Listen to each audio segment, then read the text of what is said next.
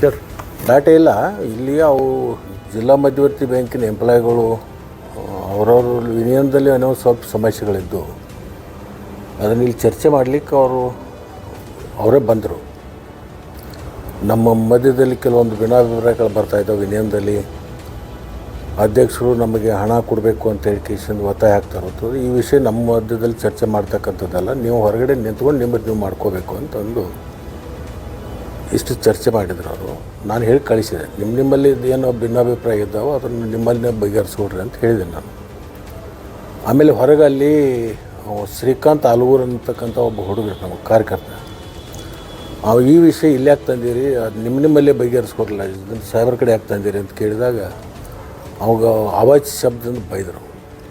ಯಾರಿಗೂ ಶ್ರೀಕಾಂತ್ ಆಲೂರು ಅವಾಗ ಜಾತಿ ನಿಂದನೆಯೂ ಮಾಡಿದರು. ಆಮೇಲೆ ಅವರವರಲ್ಲಿಗೆ ಅದು ನೂಕಾಟಾಗಿ ಆಮೇಲೆ ಇಲ್ಲಿಂದ ಹೊರಗೆ ಕಳಿಸಿದ್ರು. ಇನ್ನೇನೋ ಇದ್ರೆ ಜಗಳ ಮಾಡ್ಕೊಂಡು ಹೋದ್ರೆ ಹೊರಗೆ ಹೋಗ್ರಿ ಅಂತ ಕಳಿಸಿದ್ವಿ. ಶ್ರೀಕಾಂತ್ ಆಲೂರ್ಗೆ ಮತ್ತು ಅವರಿಗೆ ಆಗಿರ್ತಕ್ಕಂಥದ್ದು ಅದು ವಕವಾದ. ಅವನಿಗೆ ಆವಾಜ ಶಬ್ದದಿಂದ ಬೈತಾ ಇದ್ದ.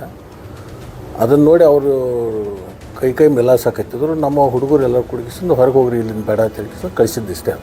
ಬಿಟ್ಟರೆ ನಮಗೇನಾದ್ರು ನಮಗೆ ಅದಕ್ಕೇನು ಸಂಬಂಧ ಇಲ್ಲ. ಅವ್ರು ಯಾರಿಗಾರು ರಾಜಕೀಯ ಮುಖಂಡರು ಅವ್ರಿಗೆ ಹೇಳಿ ಕಳಿಸಿರ್ಬೇಕು ಹಂಗೆ ಈ ಥರ ಮಾಡೋಂಥೇಳಿ.